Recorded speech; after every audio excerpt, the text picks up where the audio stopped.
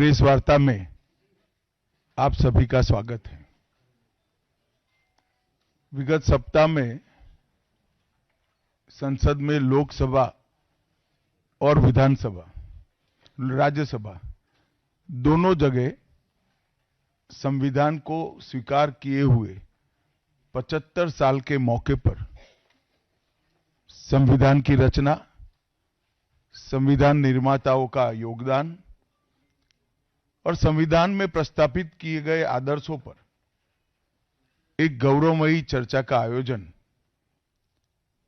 संसद के द्वारा किया गया। वो चर्चा में 75 साल की देश की गौरव यात्रा, विकास यात्रा और उपलब्धियों की भी चर्चा होनी थी।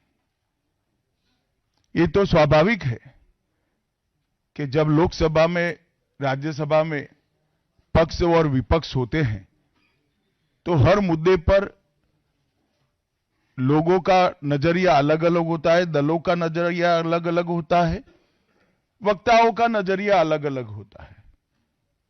मगर संसद जैसे देश के सर्वोच्च लोकतांत्रिक फोरम में जब चर्चा होती है तब इसमें एक बात कॉमन होती है कि बात तथ्य के आधार पर होनी चाहिए और बात सत्य के आधार पर होनी चाहिए।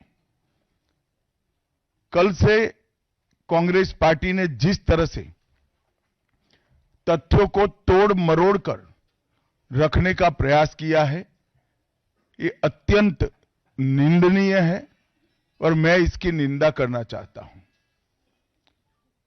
ये क्यों हुआ?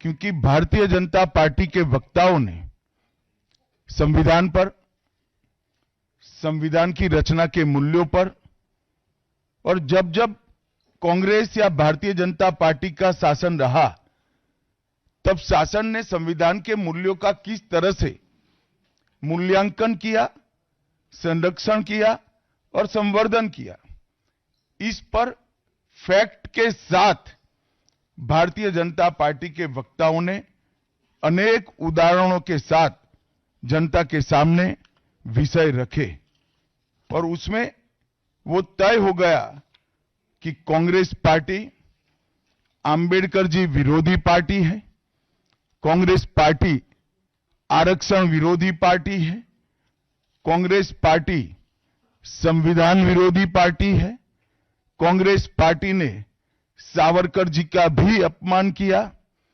कांग्रेस पार्टी ने आपातकाल डालकर संविधान के सारे मूल्यों की धज्जियां उड़ा दी, नारी सम्मान को भी सालों तक दरकिनार किया, न्यायपालिका का हमेशा अपमान किया, सेना के शहीदों का अपमान किया और भारत की भूमि तक को संविधान तोड़कर विदेशी देशों को देने की हिमाकत कांग्रेस पार्टी के शासन में हुई। जब ये पूरा सत्य उजागर हो गया तब कल से कांग्रेस पार्टी ने फिर एक बार अपनी पुरानी पद्धति को आजमाते हुए बातों को तोड़ मरोड़ कर और सत्य को असत्य के कपड़े पहनाकर समाज में भ्रांति फैलाने का एक कुत्सित प्रयास किया है। संसद में जब चर्चा हो रही थी, ये सिद्ध हो गया कि बाबा साहेब आंबेडकर का कांग्रेस ने किस तरह से पुरजोश विरोध किया था। बाबा साहब के न रहने के बाद भी किस प्रकार से कांग्रेस ने बाबा साहब को हाशिए पर ढकेलने का प्रयास किया। जब संविधान सभा अपना काम कर चुकी, चुनाव हुआ 1951-52 में और 54 में, दोनों बार कांग्रेस ने बाबा साहब को हराने के लिए कोई कसर नहीं छोड़ी। यहां तक कि फ्रेंडली चुनाव होता है, स्पिरिट वाला चुनाव होता है, ऐसा चुनाव भी नहीं था। विशेष प्रयास किया गया और वो उनकी हार को सुनिश्चित किया गया। जहां तक भारत रत्न देने का सवाल है, कांग्रेस के नेताओं ने कई बार खुद ही अपने आप को भारत रत्न दिए हैं। 55 में नेहरू जी ने खुद को भारत रत्न दे दिया, 71 में इंदिरा जी ने खुद को भारत रत्न दे दिया और 1990 में बाबा साहब को भारत रत्न तब मिला जब कांग्रेस पार्टी सत्ता में नहीं रही और भारतीय जनता पार्टी के समर्थन वाली सरकार थी। 1990 तक कांग्रेस पार्टी बाबा साहब को भारत रत्न न मिले इसका बड़े जतन से प्रयास करती रही, यहां तक कि बाबा साहब की जयंती को भी 100वीं जयंती को भी मनाने का मना ही कर दिया गया। नेहरू जी की अंबेडकर जी के प्रति नफरत जग जाहिर है। नेहरू जी की खुद की किताब selected works of Jawaharlal Nehru second series volume 16 इसके भाग 2 की पृष्ठ संख्या 532 पर एक पत्र का उल्लेख है, जब बीसी राव ने नेहरू जी को पत्र लिखकर कहा कि अंबेडकर जी मंत्रिमंडल से इस्तीफा देकर जाने का मन बना रहे हैं, तब नेहरू जी का ये जवाब था, अंबेडकर के जाने से मंत्रिमंडल में कोई फर्क नहीं पड़ने वाला है। अंबेडकर जी के महान योगदान का मूल्यांकन जवाहरलाल जी किस तरह से करते थे, इससे बड़ा कोई उदाहरण नहीं हो सकता।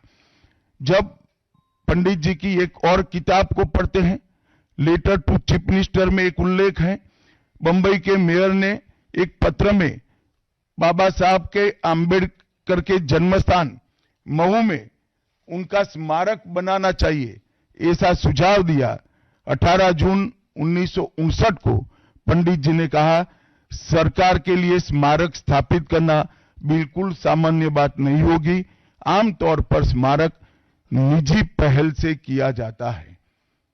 अपने परिवार के चाहे कोई भी सदस्य हो, नेहरू जी हो, इंदिरा जी हो, संजय गांधी हो, राजीव गांधी हो, कई सारे लोगों के लाखों स्मारक देश के अंदर बनाने वाले परिवार के मुखिया कहते हैं कि आमतौर पर निजी पहल पर स्मारक बनाया जाता है, क्योंकि ये स्मारक B.R. आम्बेडकर जी का था।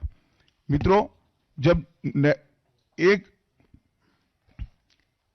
दूसरा उदाहरण मैं देना चाहता हूं, एक सर्वदलीय मंत्रिमंडल पहली देश की कैबिनेट बनी जिसमें बाबा साहेब आम्बेडकर भी सदस्य थे, नेहरू जी प्रधानमंत्री थे।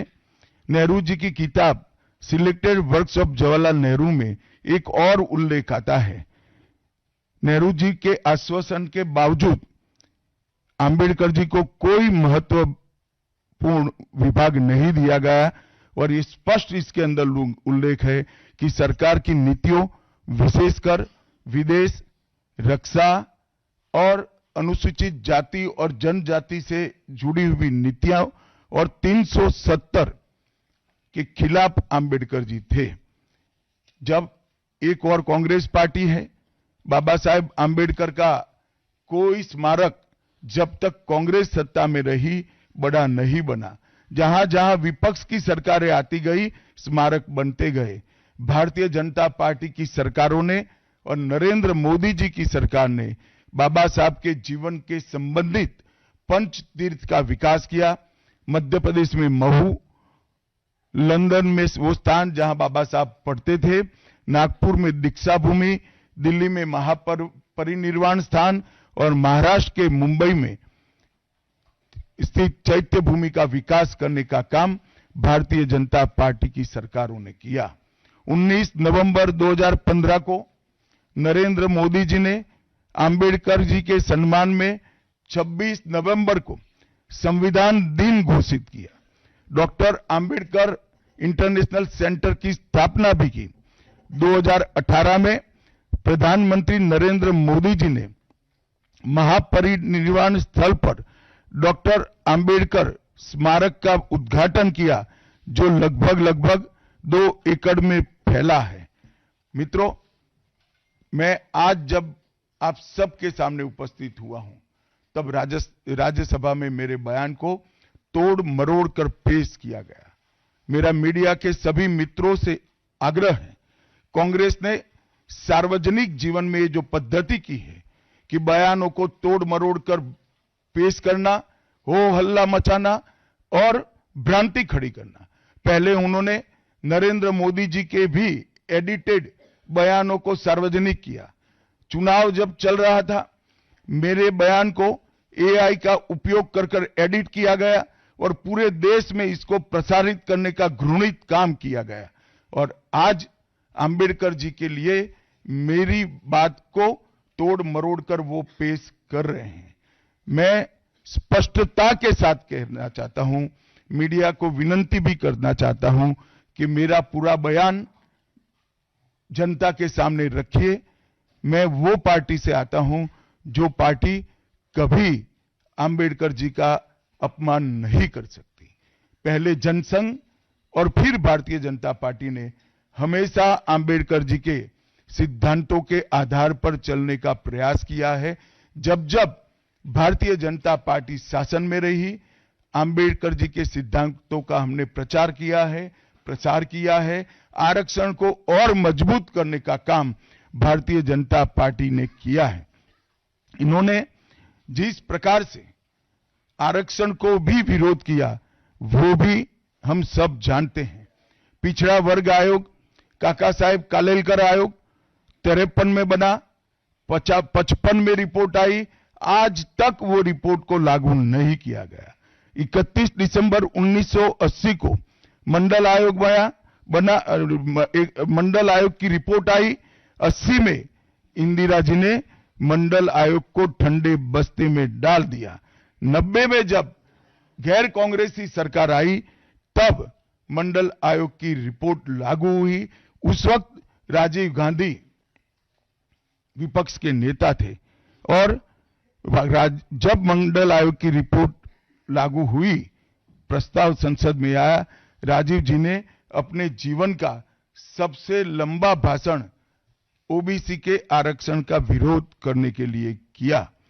आज मैं फिर से एक बार आग्रह के साथ मीडिया को बताना चाहता हूं, सच्चाई को जनता तक पहुंचाना चाहिए।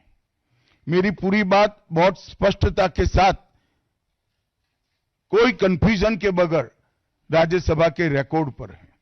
आज भारतीय जनता पार्टी के सैकड़ों कार्यकर्ताओं ने ट्वीट कर भी इस सत्य को लोगों के बीच में पहुंचाया है। और जिन्होंने जीवन भर बाबा साहेब का अपमान किया, जिन्होंने जीवन भर बाबा साहब के सिद्धांतों को दरकिनार किया, जिन्होंने जब तक सत्ता में रहे बाबा साहब को भारत रत्न मिलने नहीं दिया, जिन्होंने जब तक सत्ता पर रहे आरक्षण के सिद्धांतों की धज्जियां उड़ाई, वो लोग आज बाबा साहेब आंबेडकर के नाम पे भ्रांति फैलाना चाहते हैं। मैं कांग्रेस के अध्यक्ष खड़गे जी को भी कहना चाहता हूं, खड़गे साहब, आपका तो कम से कम दायित्व तो बनता है, क्योंकि आप उस वर्ग से आते हो जो वर्ग के लिए बाबा साहब आंबेडकर जी ने पूरा जीवन समर्पित किया।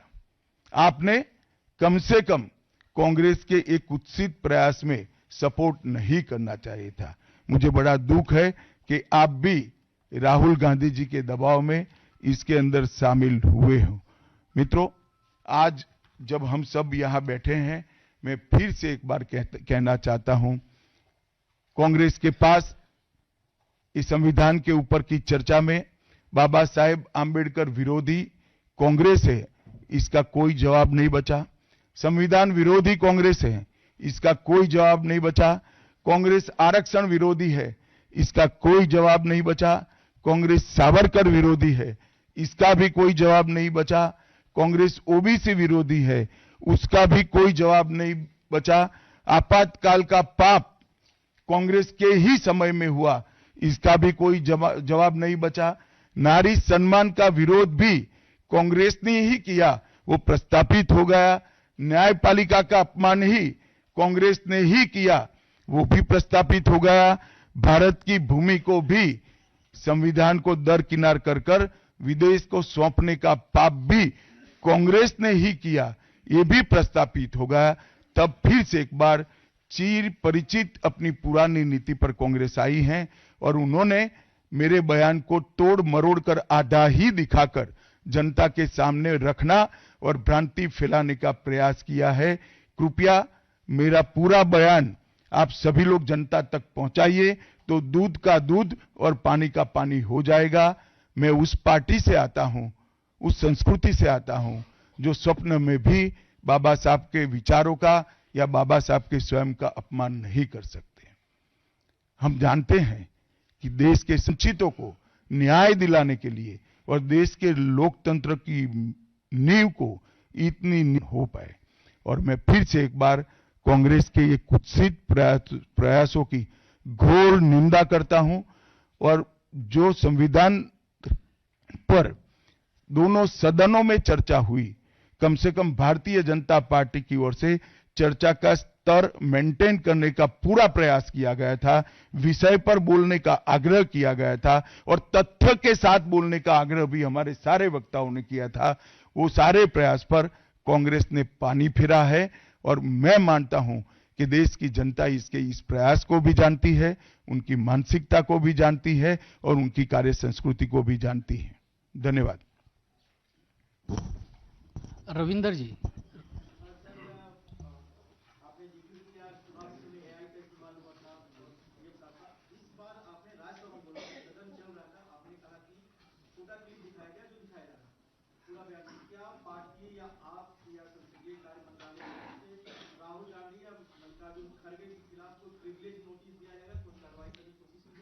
देखिए, मैं पार्लियामेंट के बारे में बाहर जवाब नहीं दे सकता, परंतु मैं इतना जरूर कह सकता हूं कि इसके सारे legal option Bharatiya Janata party तरासेगी।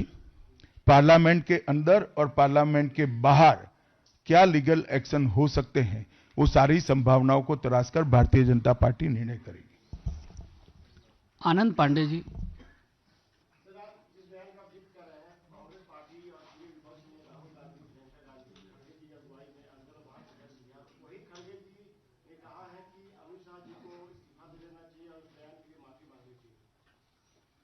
खड़गे जी मेरा इस्तीफा मांग रहे हैं, इनको आनंद होता है तो शायद मैं दे भी दूं, मगर इससे इनकी समस्या का अंत नहीं है। अभी 15 साल तक कम से कम उनको वही जगह पे बैठना है जहां वो बैठे हैं। खड़गे साहब, मेरे इस्तीफे से आपकी दाल नहीं गलने वाली है। Neeraj ji, ABP news. मेरा सवाल है क्योंकि लोकसभा चुनाव से पहले भी संविधान विरोधी बात कही गई कि संविधान अब खतरे में है, दलितों का अधिकार खतरे में है। दिल्ली चुनाव के ठीक पहले फिर से एक बार इस मामले को उछाला जा रहा है। क्या आपको लगता है? नीरज जी, आप भूल रहे हैं, बीच में हरियाणा और महाराष्ट्र का चुनाव हो गया है और उन्होंने लहराया हुआ संविधान अंदर से कोरा था। संविधान प्रेम इनका कितना खोखला है वो एक्सपोज हो चुके हैं। एक झूठ बार बार नहीं चल सकता है, अंततोगत्वा सत्य जनता तक पहुंचता ही है। ऐश्वर्या पालीवाल, आज तक।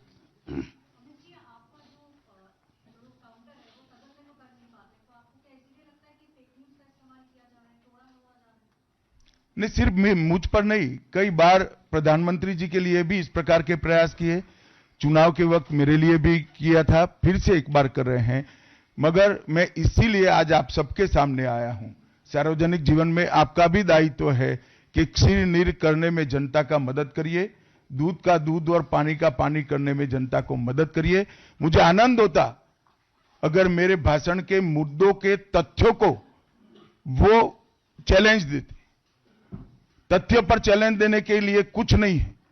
मैंने भाषण का एक एक शब्द तथ्यात्मक है और इतिहास से गर्भ से बाहर आया हुआ है, इसलिए वो इस प्रकार से मेरे भाषण को एडिट कर कर इसको गलत अर्थ निकालकर इस प्रकार का प्रयास कर रहे हैं। शैलेंद्र जी।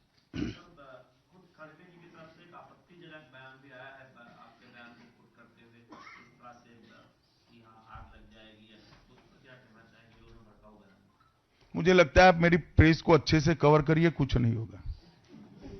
प्रज्ञा कौशिक।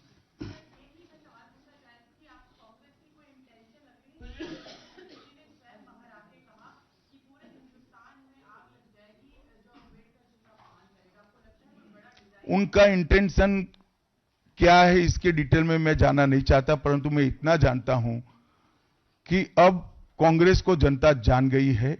एक ही प्रकार से झूठ और भ्रम बार बार जनता मानती नहीं है। विकास भदौरिया।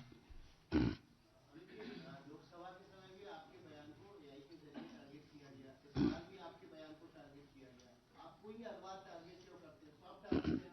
भाई आपका सवाल गलत जगह पे, ये कांग्रेस कार्यालय में पूछने का सवाल है, मुझे क्यों पूछ रहे हो? यतेंद्र जी, यतेंद्र। मेरा सवाल अरविंद केजरीवाल ने भी इस पर निशाना साधा। उनका कहना है कि बाबा साहब किसी भगवान से कम नहीं है और जिस तरह से प्रधानमंत्री आपके फेवर में आए सपोर्ट में, तो सोची समझी रणनीति के तहत ये सब कुछ। देखिए इनकी भ्रांति है, प्रधानमंत्री सत्य के फेवर में बोले हैं। मोहित भट्ट।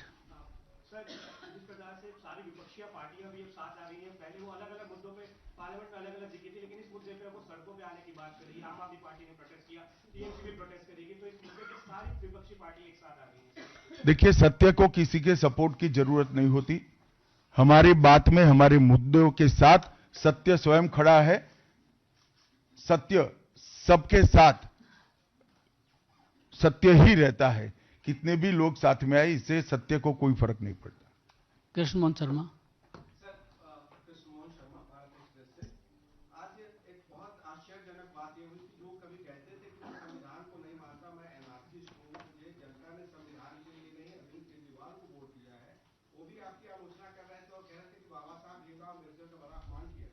चलो कम से कम मेरे कारण अरविंद केजरीवाल जी संविधान का और बाबा साहब का सम्मान करने लगे, वो आनंद का विषय है। संजय जी। सर, आपका भाषण सभी ने देखा था, सुना था। उस समय कोई सी चीज सामने नहीं आई थी, लेकिन उसके बाद से जैसे जब आपकी स्पीच जब खत्म हो गई, जब बाहर निकले, उसके बाद में सोशल मीडिया पर जिस तरीके से एक के बाद चीजें आने लगी, उस समय आपको लगा था कि चीजें आप ही पे अटैक कर रहे हैं। शायद आप भूल रहे हैं कि राज्यसभा में श्री राहुल गांधी नहीं बैठते हैं। राहुल गांधी राज्यसभा, लोकसभा में बैठते हैं। आमोद जी। सर, आपने इस भाषण के खिलाफ प्रिविलेज का नोटिस दिया है डायरेक्ट ब्रायन ने राज्यसभा। क्या प्रिविलेज का मामला इसमें बनता है? मुझे क्या मालूम, हो तो स्पीकर साहब ने तय करना पड़ेगा, सभापति जी तय करेंगे। अमित। सर, खड़गे जी ने ये भी कहा है कि आपको लगातार डिफेंड किया गया था पीएमसी ओसीबी इस बयान के बाद, और देश में जगह जगह लोगों में गुस्सा है। मुझे लगता है कि खड़गे जी ने आत्मनिरीक्षण करने की जरूरत है। वो जो कर रहे हैं इसके प्रति गुस्सा है या मेरे बयान के प्रति, वो उनको थोड़े दिन में मालूम पड़ जाएगा। आप पूछना चाहते हैं?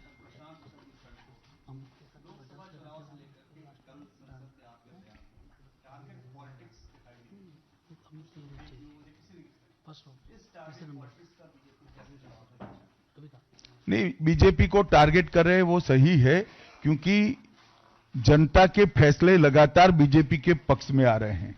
इसका उनके पास ना कोई काट है ना कोई तोड़ है।